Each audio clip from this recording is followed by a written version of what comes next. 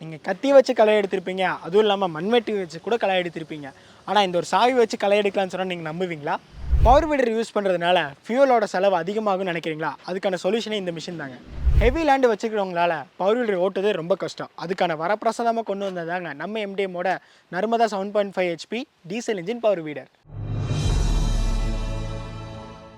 நான் என்னண்ணா இப்போ கூப்பிட்டு சொல்கிறீங்க, நானாண்ணா நீ களை எடுக்க முடியும்? நேற்று நைட்டு சொல்லியிருந்தா கூட எடுத்திருப்பேண்ணா. நான் போங்கண்ணா, நீ நான் ஆஃபீஸ் போவேண்ணா இல்லை உட்காந்து நான் களை எடுத்துகிட்டு இருப்பேண்ணா. வைங்கண்ணா. நோ என்ன மச்சான் அலுவலோட வர மேனேஜருக்கு இது வெட்ட போறியாண்ணா? ஏன்டா நீ வேற கடுப்பு ஏற்றுற? நானே களை எடுக்க ஆள் இல்லாமல் நான் போய் இப்போ எடுக்க போகிறேன். நான் ஆஃபீஸ் போவேண்ணா இல்லை போய் களை எடுத்துகிட்டு இருப்பேண்ணா. ஏன்டா களை எடுக்காமே தண்ணி ஊற்ற வேண்டியதானே? வெயில பார்த்தல ஆல்ரெடி தண்ணி ரொம்ப கம்மியாக இருக்குது. இப்போ நான் தண்ணி பாய்ச்சேன்னு வச்சுக்கோ, பாதி புல்லே எடுத்துக்கும், மிச்சத்தான் அந்த தென்னை மரத்துக்கு போகும். நான் என்னடா பண்ணுறது? ஸோ களை எடுத்து தான் ஆகணும். கொஞ்சம் நேரம் வெயிட் பண்ணி நான் பாதியாவது எடுத்து விட்டு கொஞ்சம் தண்ணி பாய்ச்சிட்டு வரேன். ஏன்டா இவ்வளோ பெரிய தோட்டம் வச்சிருக்க, கூட என்ன நண்பனாக வேற வச்சிருக்க, இது கூடவா உனக்கு தெரியாது? ஏன் உனக்கு என்ன தெரியும்? எனக்கு தெரியுமா? இங்கே வா, இதை பாரு. வணக்கம் என் விவசாய பெருமக்களே. இனிமேல் கைவலி கால்வலியோட களை எடுக்கிறதுலாம் போதுங்க. அதுக்காக தாங்க நம்ம எம்டிஎம்மில் கொண்டு வந்திருக்கோம் நர்மதா பவர் வீடர். என்னடா எம்டிஎம்மில் இவ்வளோ பவர் வீடர் லான்ச் பண்ணுறோம் தானே நினைக்கிறீங்க? உங்கள் தேவைக்கேற்ற மாதிரி நீங்கள் கஷ்டமே படக்கூடாதுன்றதுக்காக தாங்க. ஒன்றும் இல்லைங்க, 1000 பவர் வீடர் லான்ச் பண்ணுறது கூட நாங்கள் ரெடி தாங்க. இந்த பவர் வீடருக்கும் மற்ற பவர் வீடருக்கும் என்ன வித்தியாசம் தானங்க கேட்குறீங்க? இந்த மிஷினில் பார்த்தீங்கன்னா நாங்கள் வந்து 4 ஸ்ட்ரோக் ஏர் கூலன்ட்டு 7.5 ஹெச்பி டீசல் இன்ஜின் ஃபிக்ஸ் பண்ணியிருக்கோங்க. இந்த இன்ஜின் ஃபிக்ஸ் பண்ணியிருக்கனால உங்களுக்கு வந்து ஹை டர்க் எஃபிஷியன்சி வந்து அவுட்புட்டாக கிடைக்குங்க.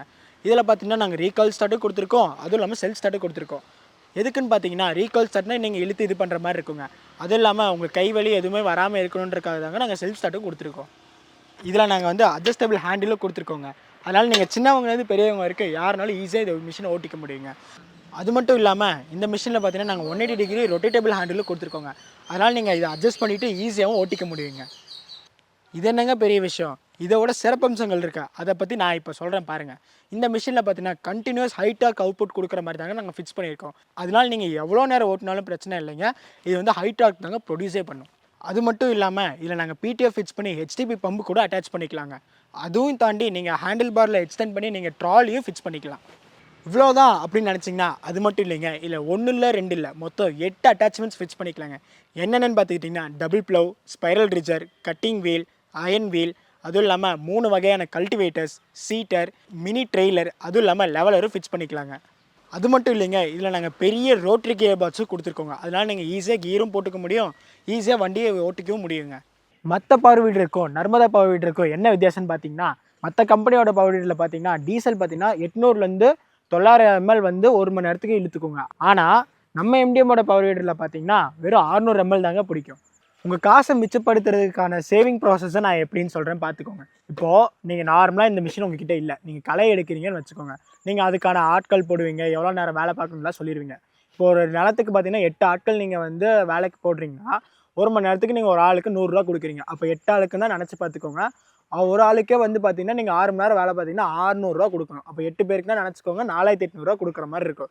இதுவே நீங்கள் ஒரு ஆளை மட்டும் எடுத்து இந்த பவர் வீடர் மிஷின் நீங்கள் யூஸ் பண்ணிங்கன்னா நீங்கள் 3 மணி நேரத்தில் ஒரு நிலத்தில் இருக்க எல்லா கலையும் எடுத்துக்கலாங்க. அதுக்கு பார்த்தீங்கன்னா நீங்கள் 300 ரூபா மட்டும் கொடுத்தா போதுங்க. இப்படி நீங்கள் கஷ்டப்படாமல் இருக்கிறதுக்காக இது மட்டும் இல்லைங்க, நாங்கள் இன்னும் நிறைய மிஷின்ஸ் கொண்டு வந்திருக்கோங்க. அதை பற்றி தெரிஞ்சுக்கணும்னு நினச்சிங்கன்னா ஸ்க்ரீனில் இருக்கிற நம்பருக்கு இப்போவே கால் பண்ணுங்கள். குறிப்பாக நர்மதா பவர் வீடர் பற்றி டீட்டெயில்ஸ் தெரிஞ்சுக்கணுன்னாலும் நர்மதான்னு கமெண்ட் பண்ணிவிட்டு ஸ்க்ரீனில் இருக்க நம்பருக்கு கால் பண்ணுங்கள்.